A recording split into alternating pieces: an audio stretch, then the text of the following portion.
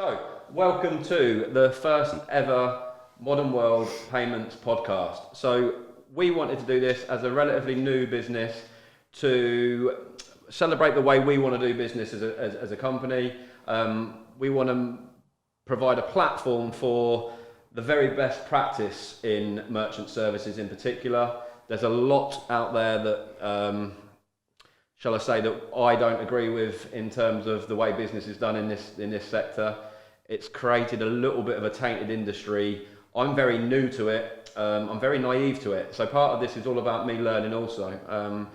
I want the most experienced people I can get on this podcast from all different walks of merchant services, whether it be acquiring, the ISO world, hardware suppliers. I want to learn as much as I can from everybody. So part of me wanted to do that because of my own personal gain, to learn. I'm only in this industry for 18 months, so I'm very, very new to it. But also to build awareness out there to consumer that choice should be your only driver. And the reason why this industry's kind of got a bit of a race to the bottom with a lot of companies out there that are just driving the prices down and down and down and down and down. Why I think that's probably a bad way of doing business. So that was the first. That's what we're going to discuss on the first podcast. I'm going to be doing this probably for the next 12 to 15 weeks. Every month we'll release one. We'll have different people on the podcast with a different subject. But like I say, today's podcast, the very first one, is all about ethical selling and what's going on in the industry at the moment.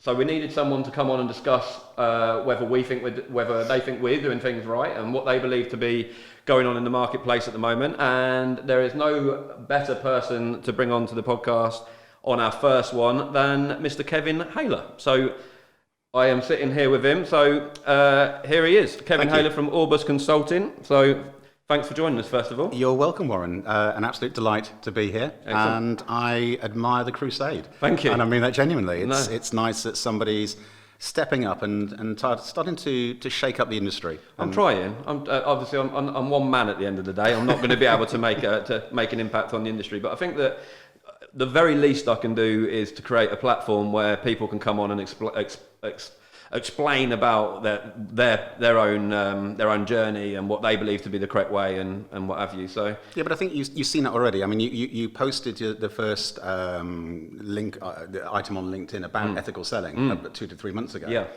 And I think the reaction was huge, myself included. It's a massive switch. Major acquirers, other ISOs, other salespeople in the industry jumped on it immediately to say, at last, somebody's actually making a stand against this. I think you bang on.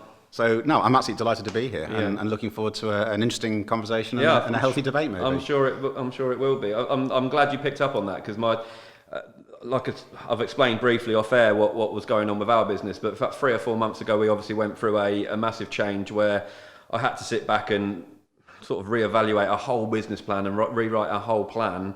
And it was almost something that was alien to me how I wanted to do it. So when I first put these posts up, I had no idea how they'd be perceived, but you're right. The doors are opening every day now. I'm having conversations with the right people, all because I want to do business the right way. Yeah. So, yeah, thanks for acknowledging. So, firstly, tell everybody and me and all the viewers about you and what you do at MWBS. Be delighted to.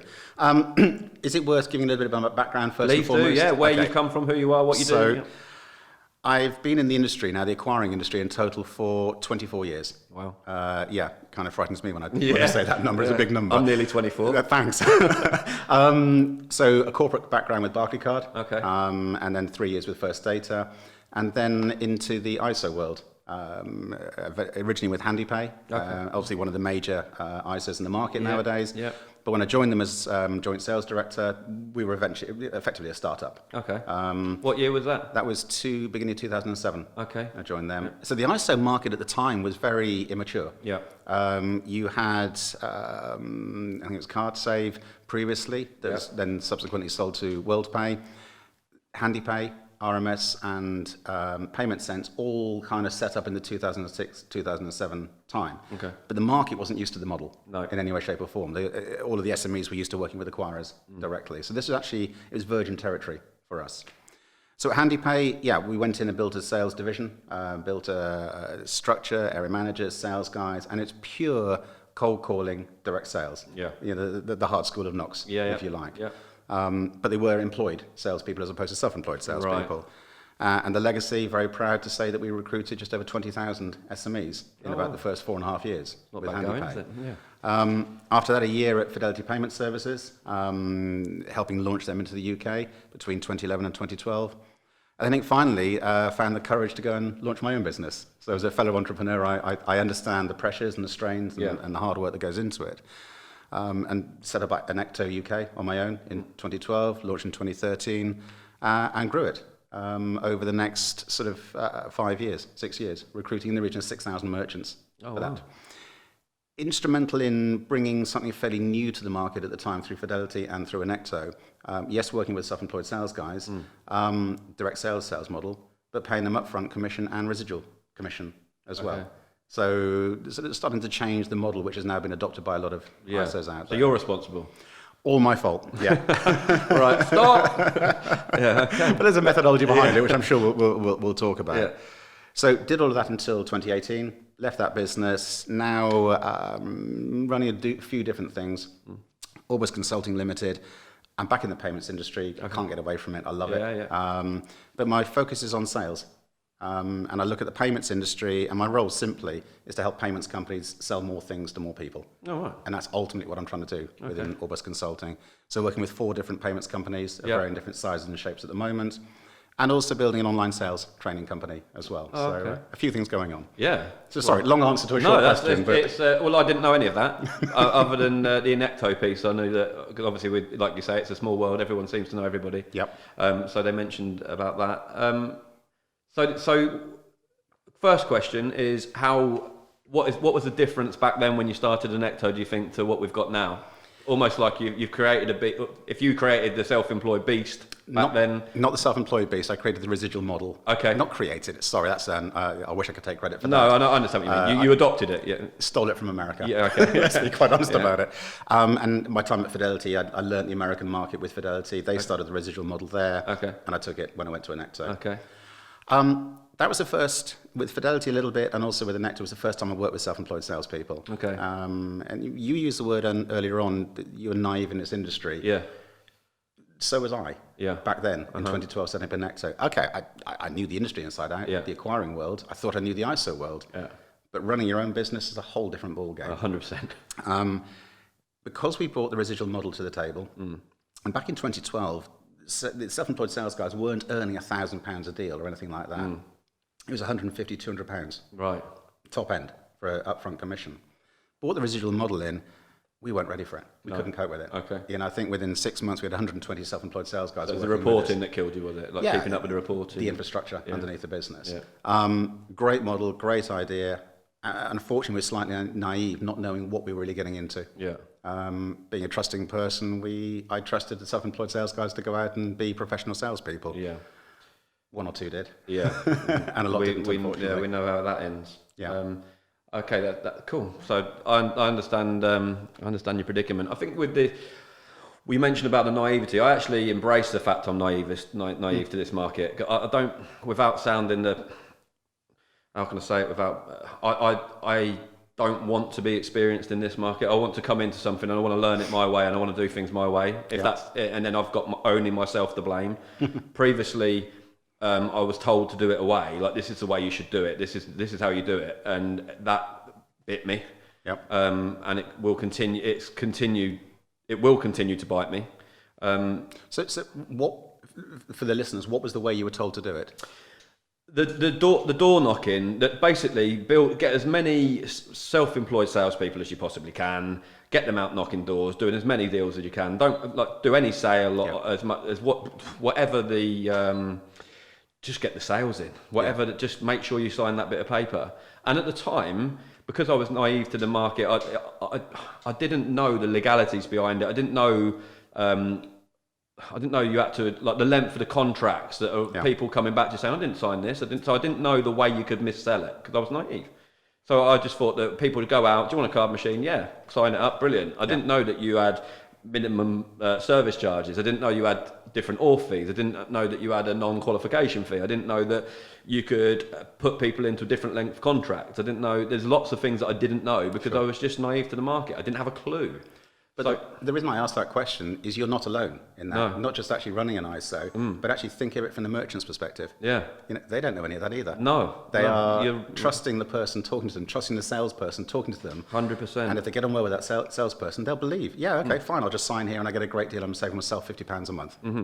And then the first they know about it is when they get the bill in, which is they'll probably acknowledge the fact they've got an extra line on their bill, like, I don't know, 4 months later. They'll ring up to question it. That's not what was sold. Or even worse, the salesperson that sold it to me is jogged on to the next ISO, which is a problem. So that took me probably, I'll be honest, it probably took me a little longer than it should have taken me to realise what was actually going on within our business, because I was removed from it. I've obviously got other businesses going on in the background. My business partner and I now have got an arrangement where I've jumped into the hot seat into Modern World to try and build a successful business, and he runs extreme events. And I think that now we've got the dynamics. Since I've jumped into that seat, things are changing quite quickly. Right. And I'm an experienced enough, nowhere near as experienced as you guys, and you'll be able to teach me no end. But I'm experienced enough to create a business based around service rather than sales. And I think I used the word admirable earlier on, and I'm not trying to be too condescending or anything like that when I use that word, but it is. I admire what you're doing here.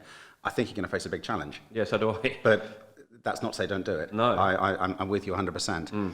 I think there's a part of me, I've got to be very careful not to tar everybody with the same brush. Of course. In this industry. Me also, there's an awful lot of good companies and good people that work in this industry. It's a fabulous industry. I've been in it for 24 years. Yeah. I keep trying to get out of it, but I can't. I keep coming back to it. No, I'd agree. It kind of gets to you. I understand. But within all of that, there is a lot of poor selling and mis-selling that goes on. Some of it deliberate, some of it poor training, some of it ISOs who set up, and let's be honest, it's very easy to set up an ISO, an independent sales organization nowadays. Yeah. Very, very simple, or a sub-ISO. Yeah. There's no regulation, there's very little training. Nowadays, there's very little accreditation that goes with it. So, to a degree, you could go out tomorrow, become an ISO, bring in 4 or 5 self-employed salespeople, and actually go out and sell a financial product to a retailer. Do you think that's right? No. So how? I don't think that's right either. I'm astounded by the fact that there's no regulation whatsoever in this sector. I'm absolutely. I don't know what's going to change though. Can anything change? Who needs to bring this regulation in? Right. If I just jump back a little bit, first and foremost, there's many different sales methodologies in the market. I can focus on sales and I'll focus on payments together for the purpose of this conversation.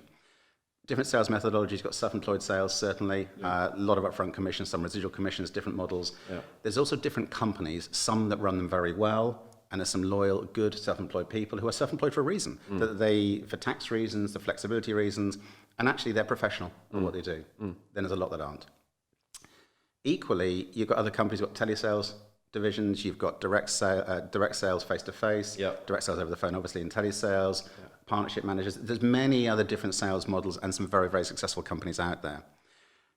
There's good practice amongst all of it. There's bad practice amongst all of it. So for the focus of the conversation, we'll stick with the self-employed salespeople. I just want everybody to understand that there's also a lot of positive out there and different models that for you and I to sort of consider later down the line. If there wasn't, I'd be well out of here by now, yeah. But what can we do about it? So where does the fault lie? Does the fault lie with the salesperson? Partly yes. Does the fault lie with the ISO? Partly yes. Does the fault lie with the acquirer? Partly yes. I think it's all of them. There's no regulation across the industry. The acquirers are highly, highly regulated by the Financial Conduct Authority, by Visa Card, MasterCard, and others. Yet there's some due diligence from the ISO, from the acquirer down to the ISO. The more established acquirer is now doing more due diligence, which is great. That's tidying the market up and cleaning the market a little bit. Yeah. But there's new acquirers coming in who are hungry for business. Yeah. So, of course, what do? Open the door for all of the, let's say, smaller and less reputable ISOs or salespeople to go and work for them. So there's always going to be a home for these people to go to. Can you stop it? I think it's going to be very, very difficult to stop it. You've got competition. It's a free market at the end of the day. I think whether it's regulation or whether we look to form a voice within the market to stop these things happening, maybe that's an option. But it means people like you, myself, standing up and say, right, enough is enough. You know, do we have to have some training, some minimum standards, some accreditation across this industry to protect the customer at the end of the day? Because that's what we're trying to do. Yeah. And get the right practice and the right advice going out.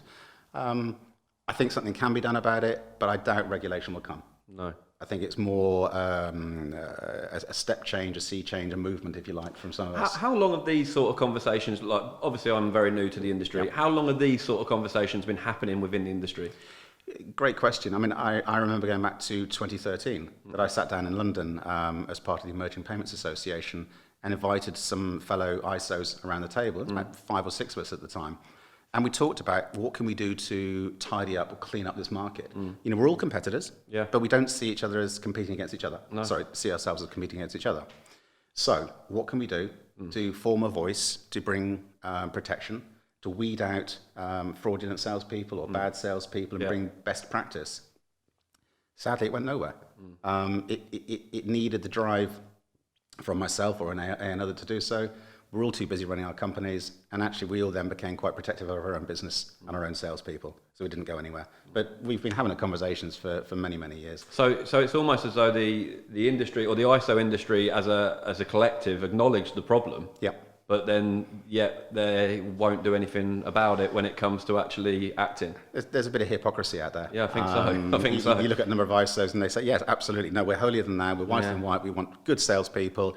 We want to sign good quality customers, keep the customers and look after them. Yeah, it's all very well saying it. Yeah, but then they go out and recruit a whole load of self-employed salespeople, for example, and just keep driving the numbers coming in. And there's very little service and loyalty thereafter.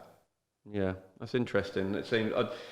It's interesting to me to understand how long the conversations like this conversation shouldn't be a new conversation to me. It should be. Like, I genuinely thought this is the truth. I genuinely thought that ISO, when I started, I genuinely thought that ISO standard for Independent Service Organisation. I've got it all wrong, and I really shouldn't have laughed quite so much of that. No, and then now but that for me epitomises the whole thing as how it's wrong. Yeah. Independent sales organisation, they put the sales before they put the service. Totally. So I've been guilty of it myself. Yeah. You know, so don't get me wrong, I'm not preaching to everybody. I've made the mistakes myself. I think it's difficult. It's difficult for I'm sitting in a company that I'm trying to build a company. Now, we've got 20 or 30 guys out there on the road that I think that I've sat with and explained the ethos of the company. Yeah. The problem that we've got, and the problem the industry has, I think, is when there's an emotional attachment between doing the right thing and feeding your family. And if it's difficult for me to sit here and say, like, if I'm going to tell this customer one thing, it's going to mean I can pay my mortgage. Yeah. Unfortunately, and as many times as I can ring that man up and say, are you doing the right thing? He's always going to say yes to me. Unfortunately, when he's sitting in front of that merchant and he can sign a bit of paper and get £500 or £600, unfortunately, he's always going to do it. I think you hit the nail on the head there with a number of companies with some of the commission structures out there at the moment.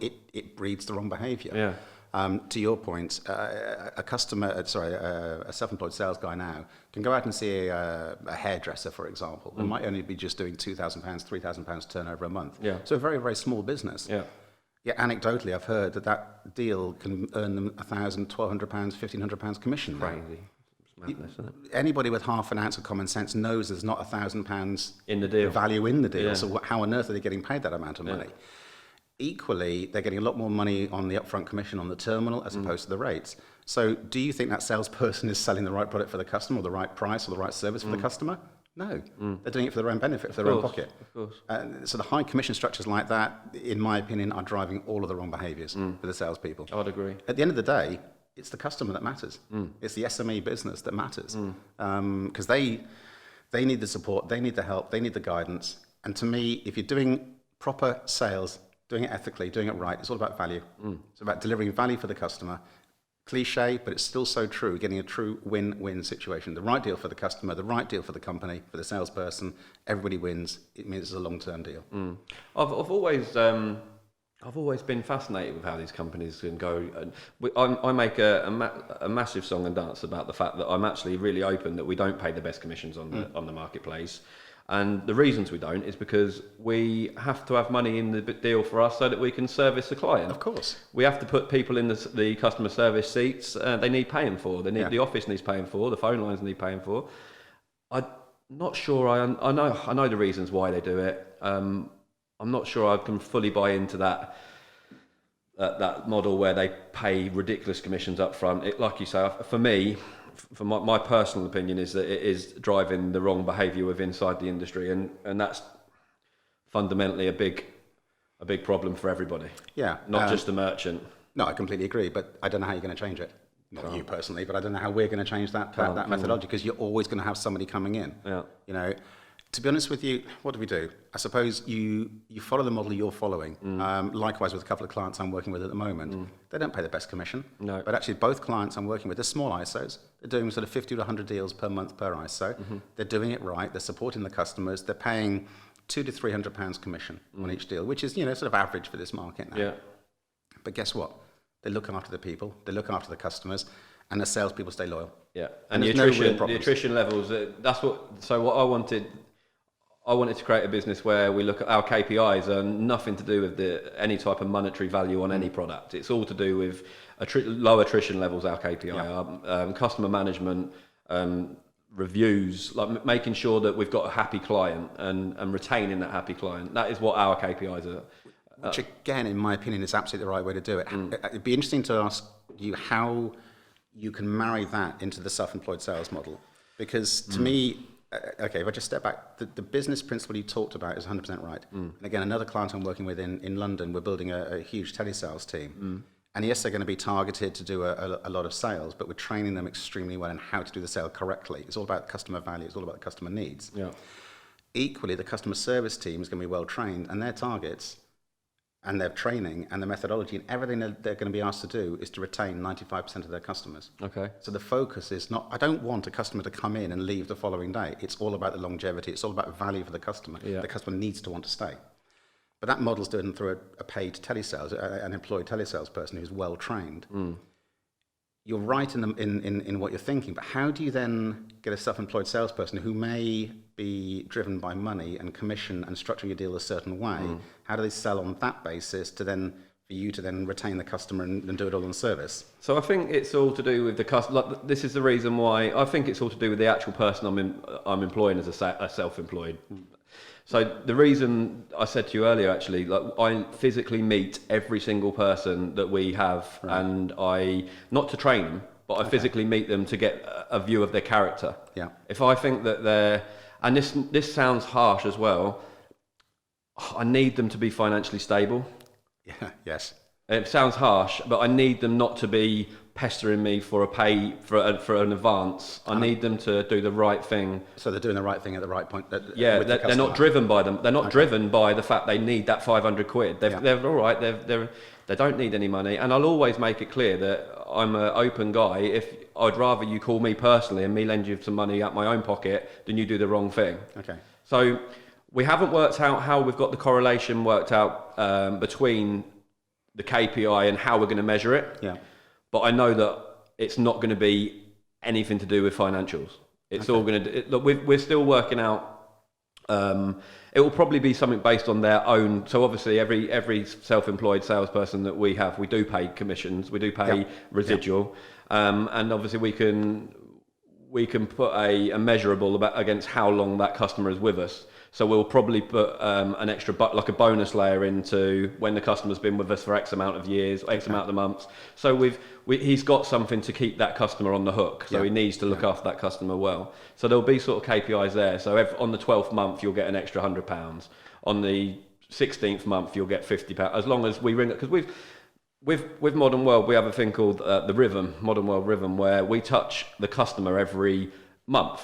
Now that might seem a little bit hasty and a little bit over the top, but when I say we touch them, I don't mean we're knocking on their door. No. It might be in the way of a leaflet. It might be in the way of a letter to them. It might be in the way of just a telephone call. It might be in the way of an email. It might be in the way, and it won't just be all about us. It'll be how are you finding your services?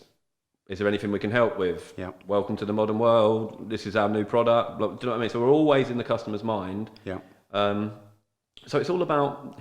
For me, it's just all about keeping in touch with the customer, making sure they're happy. When they're unhappy, deal with it right. Because we're not perfect, things have gone wrong, but we have tried to put things right really quickly. And sometimes the customer's just had enough and like, do you know what? But we're never going to get away with that. Never going to get away from that. And I think as long as we can KPI against the right things, I think we're going to go down the right tracks. I think what you're doing is the right thing. You do need to do that, and there's a number of ISOs now starting to get better at that. Yeah.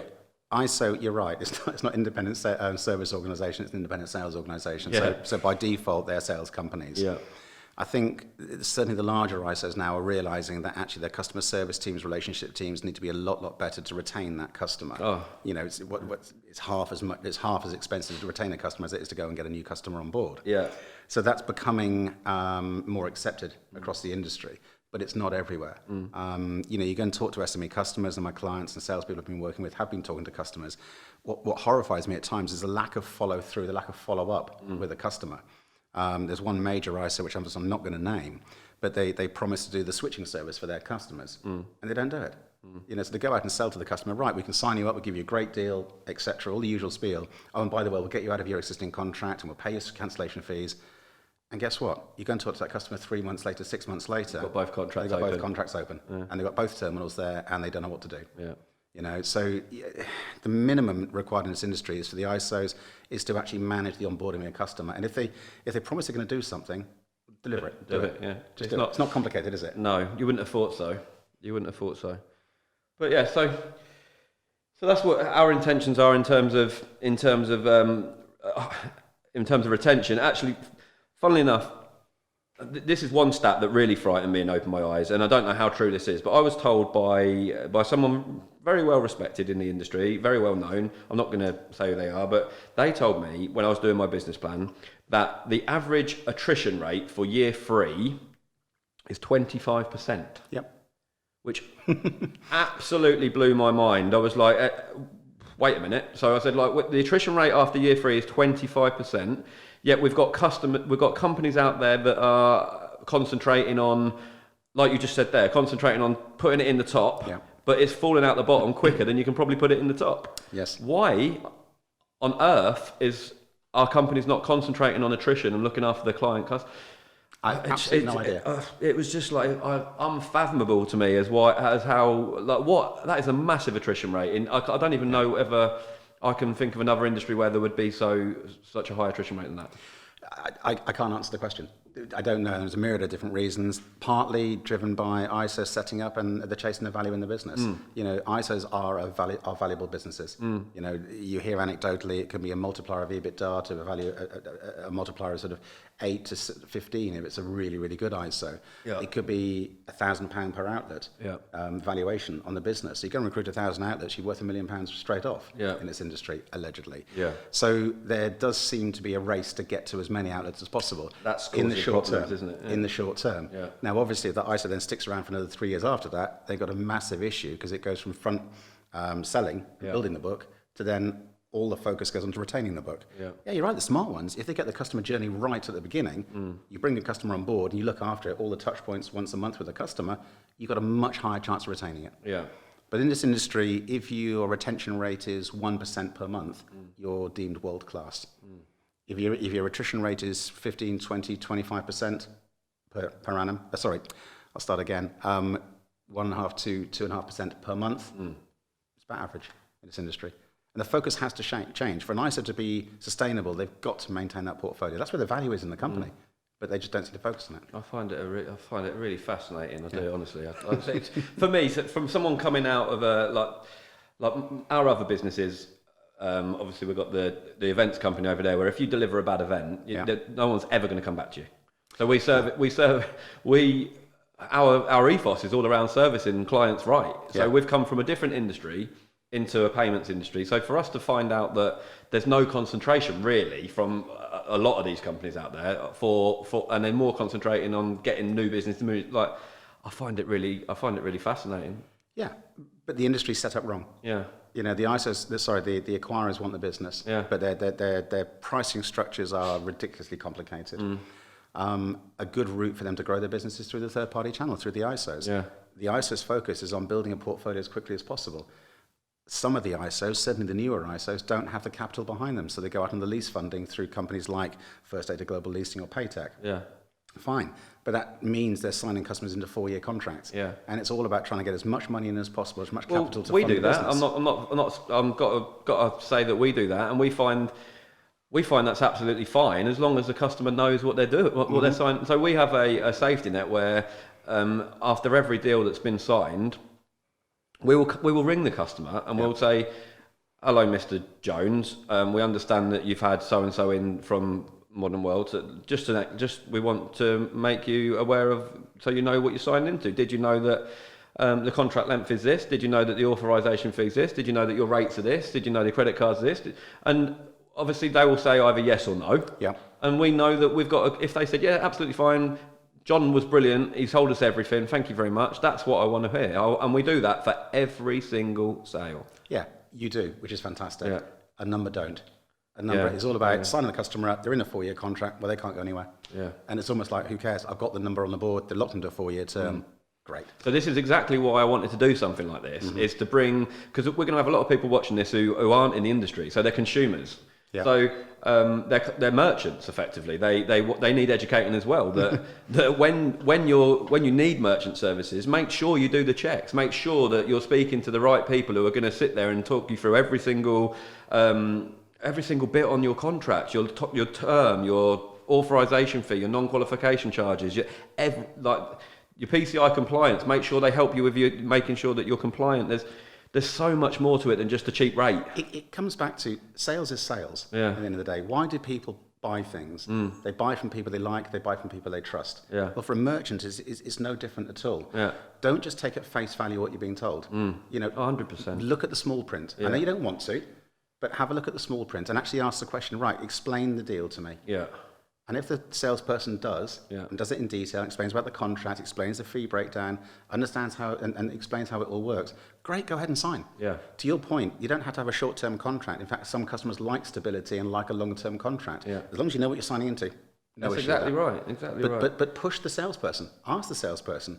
Anybody good will have no qualms about explaining what the deal is. In fact, they should be doing it. Yeah, this is it. And everybody from our end knows that, to be fair, that has had an impact on the way our people were behaving out on the field, because they know that they're going to get picked up. They know that if we're making them telephone calls and all of a sudden, oh, I haven't actually told them that it's 4-year. I've got to tell them it's 4-year because they're going to call in the office anyway. Yeah. That's changed their behaviour. They know they're going to. We won't put anything through that we feel as though has been missold in any way whatsoever. Good. And the people that we employ to do these deals know that also. Yeah. So they know that they have to say the right things up front. They have to tell the customer the whole deal, and it's working well for us. We're getting the deals that are coming through are clean. We're getting good deals, good referrals because we're doing things right. Yeah. It's all starting to work okay. We're really happy with the way it's going now. But I guess the conversation is, right, how can we take that practice and start to spread the word and get it across the rest of the industry? Go over to you. You're the experienced one. Yeah, that's not a simple one to answer. No, I think... And again, I'm going back to be quite careful here. I'm not tarnishing the whole industry with the same brush. This is a sector, a part of the industry. No, I'd appreciate that. A lot of the acquirers and big ISOs and some of the smaller ISOs actually treat customers extremely well. Yeah. And you look on Trustpilot and you see some really, really good remarks and good scores. Yeah. So this is not everybody. No. But I do believe, and we talked about regulation early on, I do believe this industry does need some sort of regulation. I'm not quite sure where it comes from yet, whether it's from the schemes or whether it's from the acquirers. I go back to years ago when we were at HandyPay and also the early days of Enecto to partner with WorldPay, or Streamline at the time originally, then WorldPay and then Global Payments. We had to go through due diligence to become accredited as an ISO with them, and we had to train our sales guys as well. And actually we had an accreditation for the acquirer that we had to do with our sales guys. So they had to pass a test and we had to be vetted in the quality of our training. So there was a little bit of due diligence. I don't know what's out there at the moment. It doesn't feel like there's a great deal out there at the moment. It's interesting you should say that, because one of my notes actually that I was going to suggest, and this is something that we do with extreme events again, that is we almost run our own accreditation service within that company, so that everybody so I'll use that as an analogy. Everybody that hosts our events has almost gone through our own accreditation system. So we know that they've been trained right, they've been taught right, they've sat through an exam. They know that that's what we expect of them. Yeah. So even as us as a ISO, to introduce our own accreditation system. I know that it's not recognised, it's not industry recognised, but it's recognised with us. Yeah. I think that adds value. I think that adds value as well. And I think it does. But again, we talked about it earlier on. Maybe there's a role here for an association or something. I don't know if it's the right word or the wrong word. Yeah. But it's actually having a group where we stand united as a few ISOs or a few professionals in the industry and say, right, okay, not going to make a stand here. We're going to do it a lot better. The training is going to be better both in sales training, sales leadership training, and industry training. Yeah. So that anybody associated with us knows what they're doing. And we have absolute confidence that they're going to sell this product the right way to customers, so to mutual benefit. Maybe there's a merit in some form of association to do that. Yeah, and actually, I'd agree. I'll join. I think I'll set it up then. Yeah, I think it needs to be done. Honestly, I think that. But again, it's educating the consumer. It's educating the merchant that there is this association. Yeah. It's almost like what's a good example? I can't think of one off the top of my head. But if a merchant automatically says, "Are you part of the?" But that's it's almost like the FCA, but not the FCA, isn't it? I mean, we're going to be. I think there is a need to do something. But the start is podcasts like this. The start is doing other videos. The start is social media and getting a campaign out there. The start is to actually set some standards ourselves. You are doing it in your business. I do it with my clients. All the clients I'm working with, we're selling the right way. We're talking to customers the right way. It's all about value, not about price. We don't talk about price until the end. No. Price is not the be all and end all. It's a factor within it. Of course it is. Yeah. But we sell on value, and you retain business on value. Well, this is it, isn't it? And it's for me, it's about the retention rather than the bringing in the new clients, 100%, and which is something that we're working hard on within Modern World, and we'll continue to do so. So, do you think this is the $1 million question, I suppose?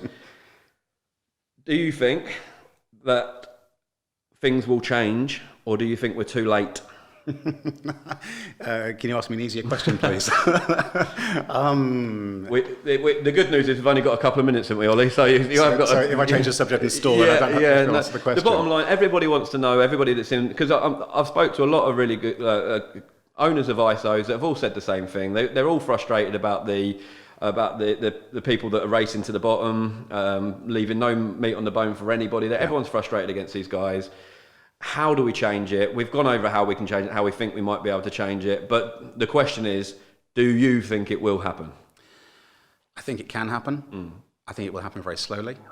I think once it starts to happen, either with a few of us getting together or one of the bigger companies actually making a real stand and say, we're going to do it this way. That'd be nice, wouldn't it? Yeah, but it could happen.